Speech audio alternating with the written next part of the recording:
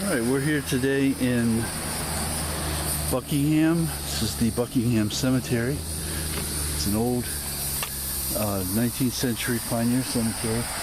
The primary reason for being here is there are numerous Confederate veterans buried here, and the people that the organization that runs this have been dedicated to keeping this up. As you can see, this is one of the few remaining places on earth where you'll see the battle flag displayed on grave sites, or anywhere else for that matter, and that's very, very rare in our cemeteries these days. We've seen in the last several years where we used to see them all the time, we don't see them at all anymore. In fact, many of them have been supplanted, if you can imagine, by American flags. American flags on the grave sites of Confederate veterans. Yeah, that doesn't make any sense to me either. But here, we don't have that. We don't have a bastardization of remembrance or some sort of false conglomeration of a flag that was never fought for or under. Here, we have the battle flag. All these guys are Florida natives, Florida infantry,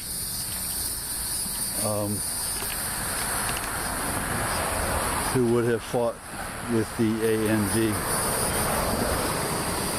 in places like Virginia, Pennsylvania, Maryland, West Virginia, and so on and so forth. I'm sure there's other histories that will, regimental histories as well as corps histories, that will give a much better picture of where each one of these veterans fought, or their units would have fought. But anyway, the honoring of these men in the proper fashion is the reason why we're here, and the rarity of that remembrance. Now we're going to go over here and we're going to see the rest of the cemetery. This is I went through earlier and noted that the most prominent names were Flint, Taylor, and Dean, I think it was. But there are some veterans who aren't interred. Yeah, Dean. Dean is here. Dean was one of the veterans we saw over by the memorial. See a lot of pine trees here and some palm trees. Don't see those as much as you do the oak trees in these sort of cemeteries. Here's a plot for Carters, Higginbothams, and some of these are fairly recent. Here's an 02. I saw 1896 earlier. So there's a good cross-section of more than 100 years of burial in this ground. And I'm not sure that this is a dormant cemetery or not. There's certainly, there's a lot of unmarked graves here. There's a lot of land to still bury people. But it may be one of those situations where you can only be interred if you can prove lineage to the original pioneers. But I don't know for sure. I'm just guessing right now.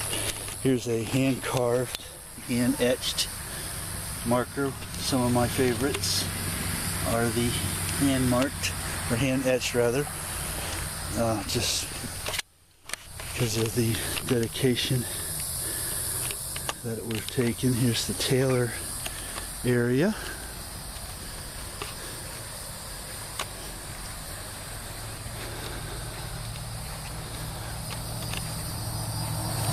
There's some more hand-etched stones.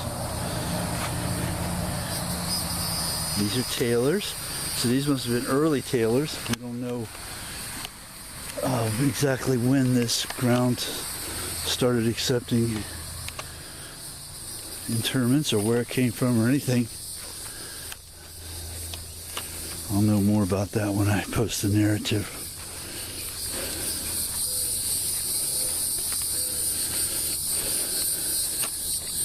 Here's another one, another hand-etched 1939. I can only imagine the grief of someone hand etching a stone after their loved one has passed. It's staggering.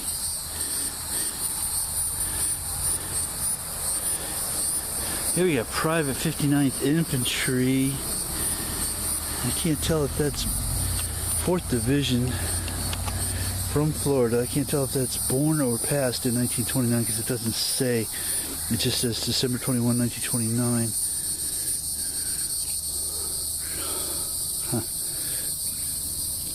I don't know. I would say World War II, but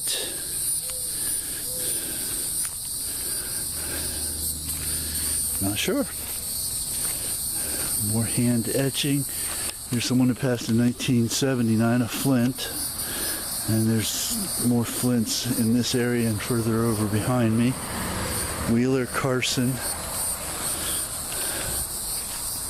So anyway, a very interesting cemetery for its hand etchings,